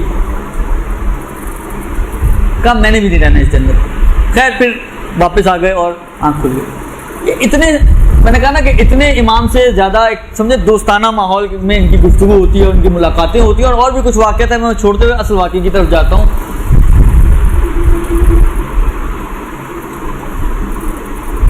کسی نے ان سے سوال کیا، ظاہرہ نا جو جس طرح میرے ذہن میں ہے، ممکن ہے تھوڑی جزیات پلس مائنس ہو جائیں، لیکن مفہوم واقعے کا وہی ہے، تھیم وہی ہے، مین تھیم ممکن ہے تھوڑا بہت پلس مائنس جزیات میں ہو جائے۔ کسی نے سوال کیا کہ آپ اس مقام تک کیسے پہنچے؟ کہ آپ کی ہفتے میں ایک دن امام علیہ السلام سے ملاقات ہوتی ہے. کہا کہ میں اس مقام تک کیسے پہنچا؟ وہ ایسے پہنچا کہ میں نے ظاہراً مدینے میں بیتوتہ کیا. بیتوتہ یعنی رات گزاری پیغمبر کے حرم میں، اور پیغمبر کو پکارا. جب پیغمبر تشریف لائے تو میں نے کہا کہ میں آپ کے فرزند سے ملاقات کرنا چاہتا ہوں، مجھے کوئی طریقہ بتائیں کہ کس طریقے سے میں آپ کے فرزند سے ملاقات کر سکتا ہوں. تو اس وقت پیغمبر نے کہا کہ 2 وقت میں تم ایک کام کرو، اول فجر اور اول شب. سمجھے؟ نماز فجر کے بعد، اور اب نماز فجر ہی آپ کی قضا ہونے کے قریب ہو اس وقت کی بات نہیں ہو رہی، اول فجر کی بات ہو رہی ہے. درست؟ اول فجر اور اول شب، صبح کے ابتدائی حصے میں اور رات کے ابتدائی حصے میں حسین کا ذکر کرو، حسین کی مصیبت کو یاد کرو اور اس پر گریہ کرو. اور بعض علماء نے یہ بات لکھی ہے کہ کیونکہ خود امام زمانہ بھی امام حسین کے غم میں آنسو بہاتے ہیں، تو جب آپ حسین کے غم میں آنسو بہا رہی ہوتی ہیں اور امام بھی حسین کے غم میں آنسو بہاتے ہیں، تو ایک سمجھے ایک شباہت آپ کی ان کے اندر پیدا ہو جاتی ہے، یعنی کلوزنس پیدا ہو جاتی ہے کہ دونوں ایک چیز میں شریک ہیں، شرکت پیدا ہو جاتی ہے. لہذا یہ شرکت سبب بنتی ہے کہ آپ کا امام سے ملاقات ایزی ہو جائے. یہ کفاش صاحب فرماتے ہیں، عبد الکریم کفاش کہتے ہیں کہ میں 1 سال تک فجر کی نماز کے بعد اکیلا بیٹھ کے، اچھا اس کے لیے ضروری نہیں کہ آپ پورا مجمع جمع کریں اور پھر آپ مصائب پڑھیں. کہتے ہیں 1 سال تک نماز فجر کے بعد میں بیٹھ کر مصائب پڑھتا تھا امام حسین کے، اور رات شام کو مغرب کے بعد، اور امام حسین پہ گریہ کیا کرتا تھا. 1 سال بعد میں اس نتیجے پہ پہنچا ہوں کہ اب امام زمانہ ہفتے میں 1 دن مجھ سے ملنے آتے ہیں.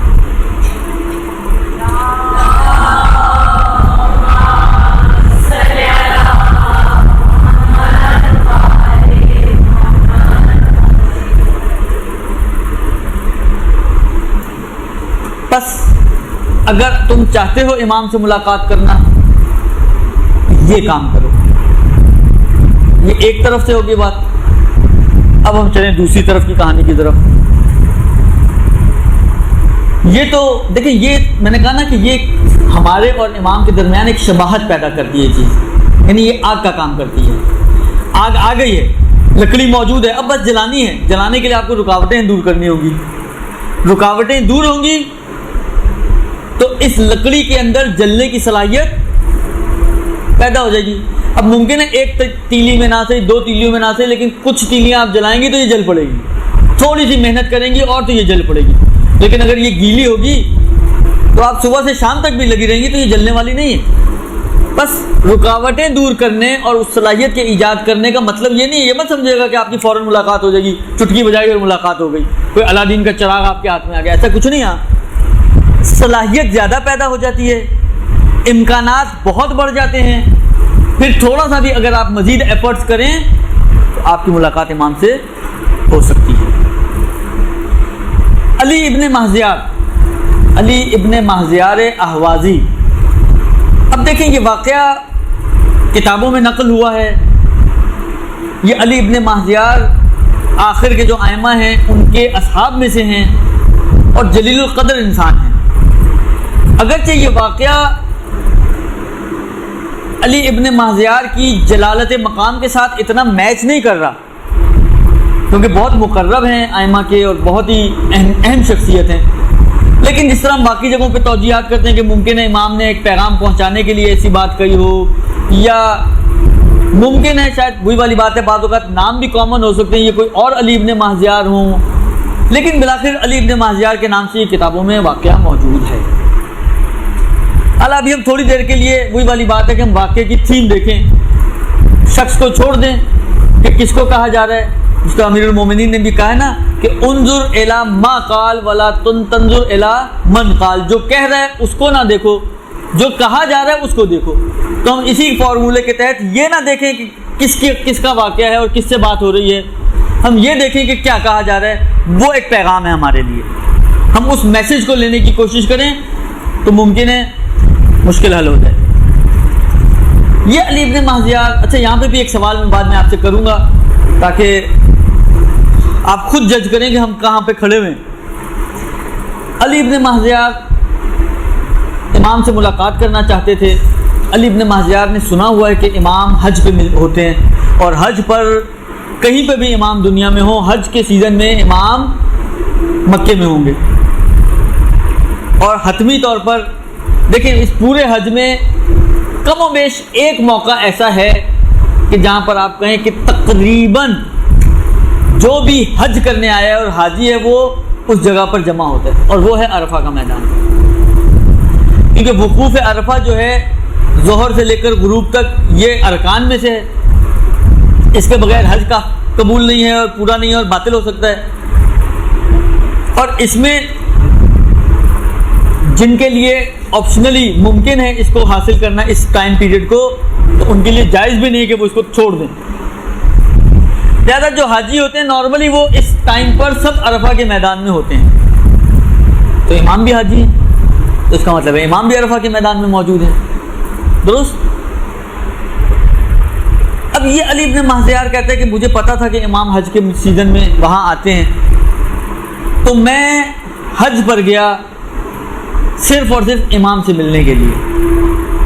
لیکن یہ خود ایک بڑی کوالٹی ہوتی ہے کہ آپ کوئی کام امام کی خاطر کر رہے ہیں. مجھے اچھی طرح یاد ہے جب ہم ابتدا میں کمبھ میں گئے ہیں تو وہاں پر ایک شاید آپ نے اردو کتابیں ہیں بعض ان کی آپ نے شاید دیکھی ہوں، خاص طور پہ تربیت اولاد کے حوالے سے.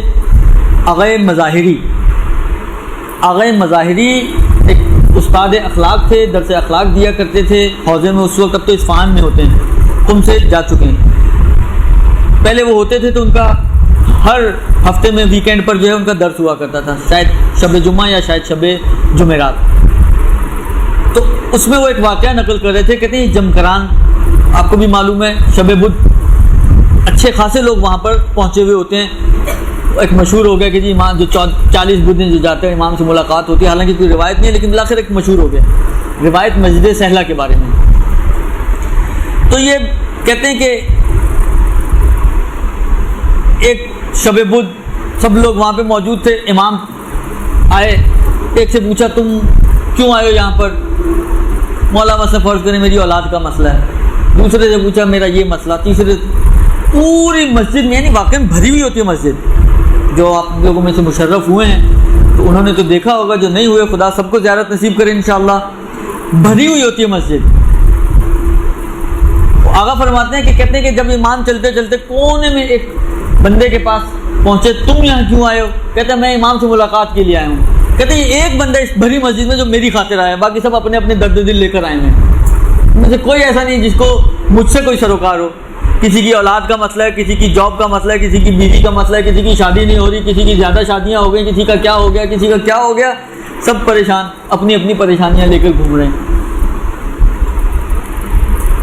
تو یہی صورتحال کہ یہ حج پہ جا رہا ہے مگر امام کی خاطر جا رہا ہے. یہ اصل چیز ہے کہ آپ امام کی خاطر کر رہے ہیں.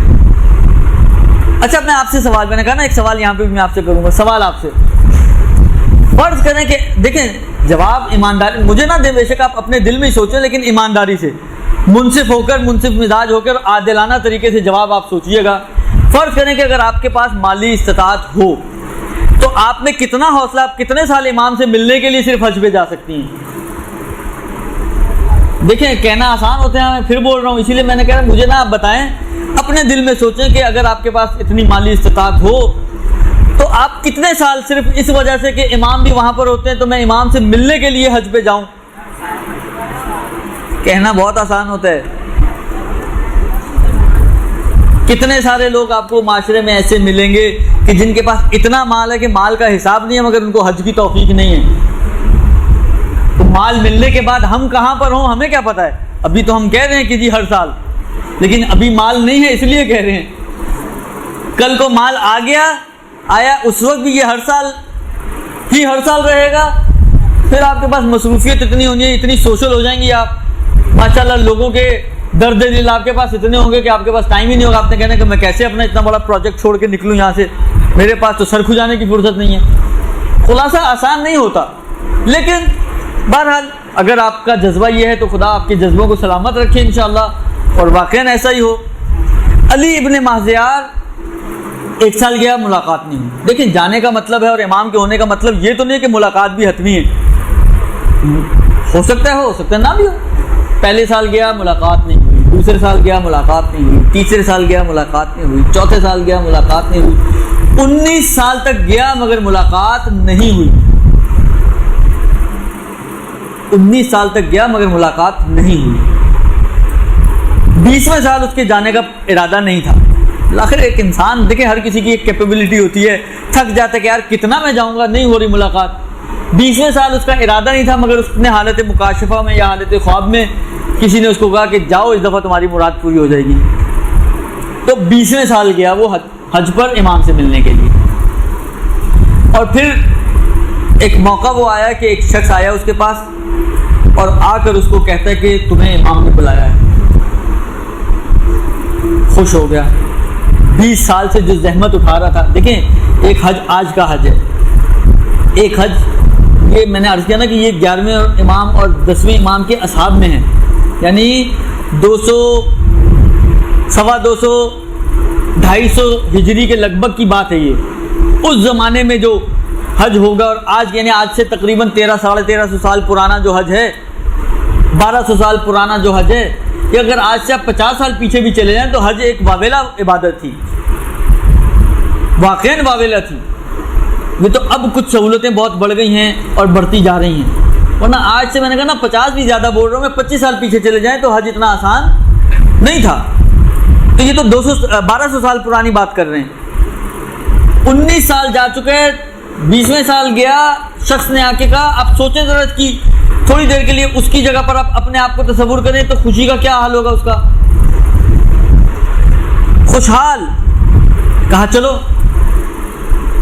سوار ہوئے، چل پڑے. اب وہ بھی راستے میں اس سے بات چیت کرتا جا رہا ہے کہ کیوں دیر کر دی اور کیا ہے کیا نہیں وغیرہ. خلاصہ جب مکے سے باہر نکلے اس نے دیکھا کہ سامنے ایک میدان ہے اور میدان میں کچھ خیمے لگے ہوئے ہیں. اس نے کہا یہیں رکو. تو سامنے امام کا خیمہ ہے، میں جاتا ہوں تمہارے لیے اجازت لے کر آتا ہوں اور مولا کو بتا کے آؤں کہ تم آ گئے ہو اور تمہارے لیے اجازت لے کر آؤں. میں چلا گیا، مولا سے اجازت لی. واپس آ کے اس نے کہا کہ علی ابن مہذیار کو، کہ اے علی ابن مہذیار چلو امام نے اجازت دے دی ہے تمہاری ملاقات کے لیے.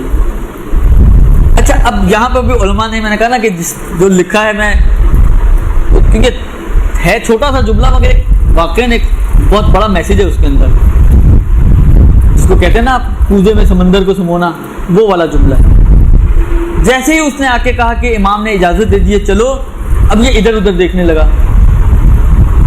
اس نے کہا کہ کیا دیکھ رہے ہو؟ کہا میں دیکھ رہا ہوں، جگہ ڈھونڈ رہا ہوں کہ اپنے اس حیوان کو کہاں پہ باندھوں. تو یہاں پر انہوں نے یہ جملہ لکھا ہے کہ اس کو امام بلا رہے ہیں اور مگر وہ اس کی پریشان، اس کا ذہن ابھی بھی اسی چکر میں ہے کہ میرا حیوان نہ بھاگ جائے. اس کا مطلب کیا ہے کہ دیکھیں یہ اگر دنیا کی محبت ہے نا ہمارے دلوں میں، یہ کہیں کا نہیں چھوڑتی انسان کو. امام سامنے بھی ہوں آپ کے نا، تو ممکن ہے اس دنیا طلبی کے چکر میں امام بیچ بان سے نکل جائیں اور ہم ابھی ان اور اون اور یہ اور وہ اسی چکر میں لگے رہے کہ یہ کیا کریں وہ کیا کریں، ایسا ہو جائے ویسا ہو جائے. خیر اس نے کہا چھوڑو اس کو، چلو. گئے اندر، داخل ہوئے، سلام کیا امام کو. امام نے جواب دیا اور کہا کہ اے علی ابن مہذیار تم نے آنے میں اتنی دیر کیوں کر دی؟ کہا مولا میں تو 19 سالوں سے آ رہا ہوں اور آپ سے ملاقات کرنے آ رہا ہوں، مگر اس سال سے پہلے آپ نے کبھی مجھے بلایا ہی نہیں، میں کیسے آتا آپ کی خدمت میں. اب یہاں پر امام نے 3 چیزوں کا تذکرہ کیا اس واقعے میں کہ جو 3 چیزیں سبب بن رہی تھی رکاوٹ کی، کہ یہ جو 19 سال تمہارے اور میرے درمیان فاصلہ آیا ان 3 چیزوں کے ذریعے آیا. وہ کیا چیزیں تھیں؟ پہلی چیز امام نے کہا کہ تم دنیا طلبی میں پڑ گئے، مال کو بڑھانے میں پڑ گئے، تم اپنے مال کی زیادتی میں پڑ گئے. اور جب جیسا میں نے ابھی عرض کیا نا کہ جب انسان کے پاس مال آتا ہے تو پھر یہ وہ چیز ہے جو حل من مزید ہے، کہیں رکتا نہیں ہے. دنیا کی طلب انسان کے دل میں کہیں رکتی نہیں ہے. آج آپ کے پاس فرض کریں، دیکھیں آپ خود تجزیہ کرتے رہیں تو آپ کو اندازہ ہوتا رہے گا کہ جو میں کہہ رہا ہوں آیا ویسے ہی ہے یا نہیں ہے۔ فرض کریں آج میرے پاس کچھ نہیں ہے، بینک بیلنس پوچھیں تو 0، یا پوچھیں تو 10,000 15,000 پڑے ہوئے ہوں گے۔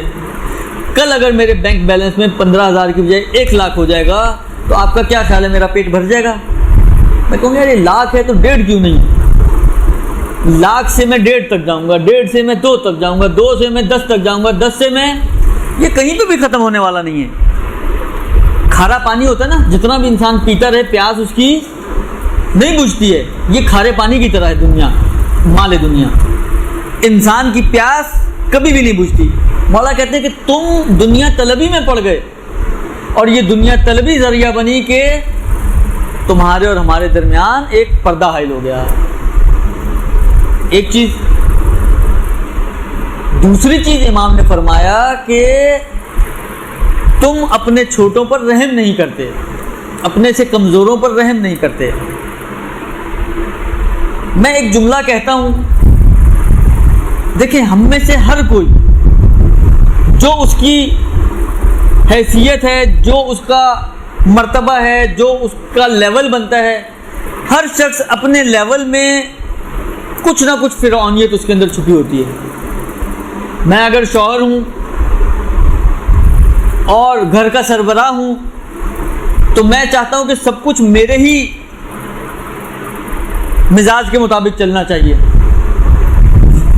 یہ خلاف مزاج بات ہوئی تو کیسے ہوئی؟ سامنے والے کی اگر بس چلے تو گردن اڑا دوں، یہ فرعونیت نہیں تو اور کیا ہے؟ تو ہر کچھ میرے ہی مزاج پہ چلنا چاہیے۔ تو کس نے کہا کہ میرا مزاج ہمیشہ صحیح ہے؟ ایسے ممکن ہے جو میں چاہ رہا ہوں، جو میں کرنا چاہ رہا ہوں، جو میری تمنا ہے، جو میری خواہش ہے، جو میرا دل چاہ رہا ہے وہ غلط ہو؟ یا فرض کریں اگر صحیح بھی ہو تو میں اگر دوسرے سے تقاضا کر رہا ہوں کہ مثلا فرض کریں میرا چائے پینے کا دل چاہ رہا ہے، اب چائے پینے کا دل چاہنا یہ کوئی بری بات تو نہیں ہے، کوئی غلط چیز تو نہیں ہے۔ صحیح دل چاہ رہا ہے تو خود اٹھ کے بنا لوں، لیکن میں یہ بھی نہیں چاہوں گا کہ خود اٹھ کے بناؤں، میں چاہوں گا کہ میری بیوی بنا کے دے مجھے، درست؟ ان کا اس بیوی کا بھی تو دل چاہے کہ وہ مجھے چائے پلائے۔ ممکن ہے وہ بیمار ہو، ممکن ہے وہ تھکی ہوئی ہو، ممکن ہے اس کے اس وقت حال و حوصلہ نہ ہو، 10 چیزیں ہو سکتی ہیں نا، لیکن اگر چائے نہیں ملے گی تو شور شرابہ شروع کر دوں گا۔ یہ ہے میرا دین اور یہ ہے میری دیانت۔ یعنی ایک چائے کا کپ انسان کو بتا دیتا ہے کہ تمہارا دین کتنا ہے اور تمہاری دیانت کتنی ہے۔ اس کے لیے بہت لمبے چوڑے پاپڑ بیلنے کی ضرورت۔ مجھے جملہ یاد آ رہا ہے، مرحوم ذیشان حیدر جوادی صاحب خدا رحمت کرے، ان کی کچھ تقاریر تھی، مومن کا امتحان، اگر آپ نیٹ پہ سرچ کریں اچھی تقریریں ہیں۔ مومن کا امتحان نماز، مومن کا امتحان روزہ، مومن کا امتحان خمس، اس طرح کر کے کچھ ان کے موضوعات تھے۔ ظاہراً نماز والے لیکچر میں انہوں نے فرمایا، ایک مثال دے رہے تھے، مومن کا امتحان نماز۔ کہتے ہیں دیکھیں امتحان کے لیے خدا جب امتحان لینے پر آتا ہے کہ بہت لمبے چوڑے کوئی پیپر آپ کو دے گا، 3 گھنٹے کا ٹائم دے گا، آپ نے ایک جگہ پہ بیٹھ کر حل کرنا ہے، ایسا تو کچھ نہیں ہے۔ یوں چٹکی بجاتے میں آپ کا امتحان ہو جاتا ہے اور پتہ چل جاتا ہے کہ آپ کتنے پانی میں۔ آپ گھر سے نکلے نماز پڑھنے کے لیے، مسجد جانے کے لیے، راستے میں بھی سیڑھیاں پہ تھے، آپ کو کوئی مہمان مل گیا، آپ اسی کے ساتھ واپس آ گئے، پتہ چل گیا آپ کتنے پانی میں۔ بجائے اس کے کہ اس کو بھی نماز میں ساتھ لے جائیں، آپ نے اپنی بھی نماز اس کی خاطر چھوڑ دی۔ ہو گیا آپ کا امتحان، شیطان کامیاب ہو گیا اور مومن فیل ہو گیا۔ تو ایک چائے کا کپ ہمیں بتا دیتا ہے کہ ہم کتنے دیندار ہیں، ہم کتنے پانی میں ہیں۔ کھانے میں اگر نمک زیادہ ہو جائے تو یہ کھانے کے نمک کی زیادتی ہمیں بتا دیتی ہے کہ ہم کس لیول پر ہیں۔ ہمیں جج کرنے کے لیے اپنے آپ کو اور اپنے لیول کو پہچاننے کے لیے کوئی بہت گہرے پانی میں جانے کی ضرورت نہیں کہ میں پتہ کر سکوں کہ میں کتنا ماہر تیراک ہوں۔ یہ ایک چھوٹا سا حوض کا پانی بھی مجھے بتا دیتا ہے کہ میں کتنا ماہر تیراک ہوں، میری اہلیت کیا ہے اور میری صلاحیت کیا ہے۔ بس امام کہتے ہیں کہ تم اپنے چھوٹوں پر رحم نہیں کرتے، کمزوروں پر رحم نہیں کرتے۔ تم اگر یعنی یہ واقعاً اب شاید ممکن ہے یہ آپ لوگوں کا درد دل اتنا نہ ہو، ایلیٹ کلاس کا درد دل زیادہ ہے، کہ جنہوں نے گھروں میں میڈز رکھی ہوئی ہیں اور ملازم رکھے ہوئے ہیں اور ڈرائیورز وغیرہ رکھے ہوئے ہیں، اگر آپ میں سے بھی کسی کا ہے تو تھوڑا سا ان کو بھی انسان سمجھیں، ان کو بھی انسان سمجھیں. آپ اپنے ہاتھ کو ان کے اوپر تھوڑا ہلکا رکھیں تو پروردگار عالم کل کو قیامت کے دن آپ کے اوپر اپنے ہاتھ کو ہلکا رکھے گا. رمضان کے جو مختلف واقعات ملتے ہیں، ایک واقعہ جو امام سجاد علی ابن الحسین علیہ السلام کا ملتا ہے،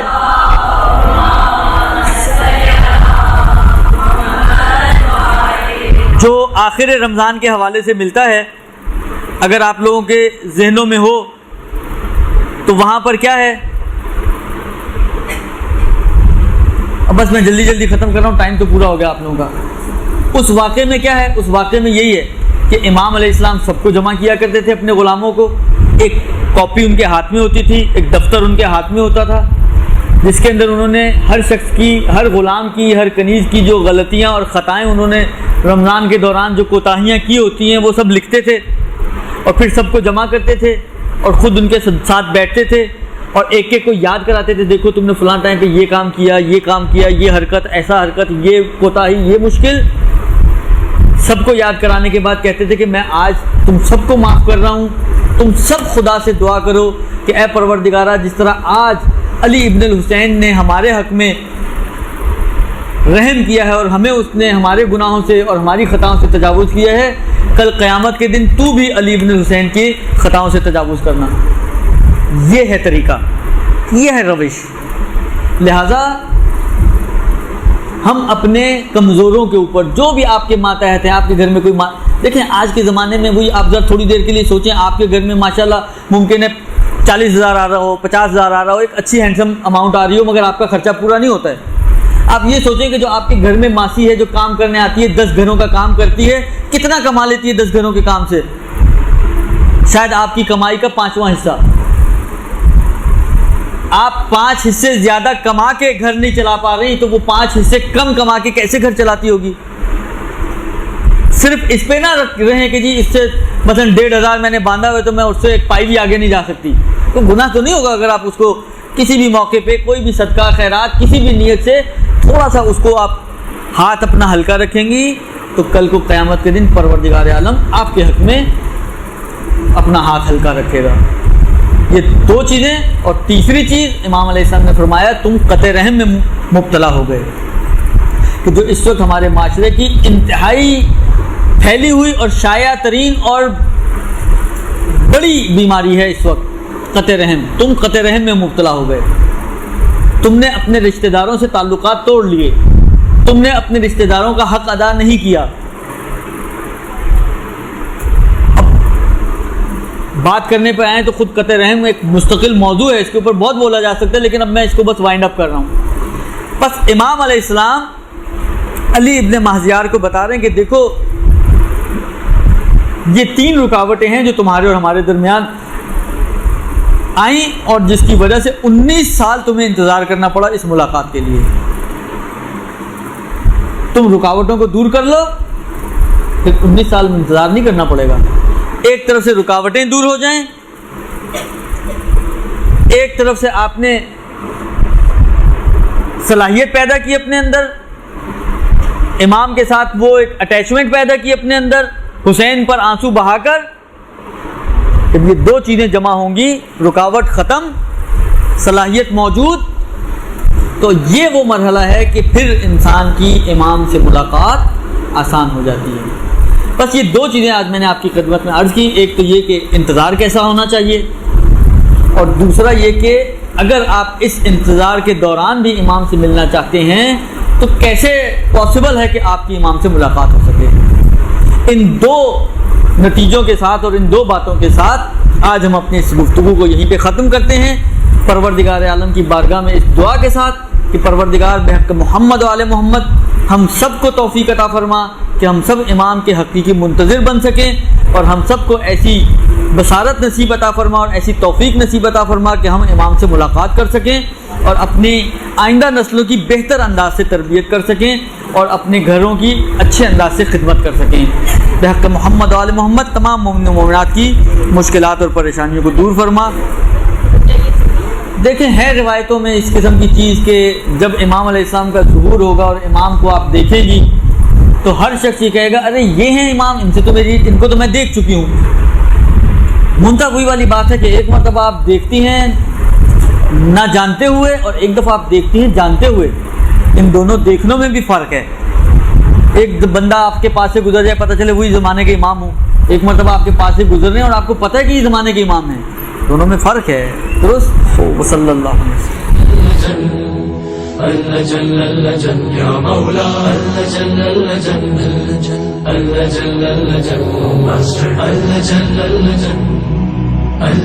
يا صاحب السماء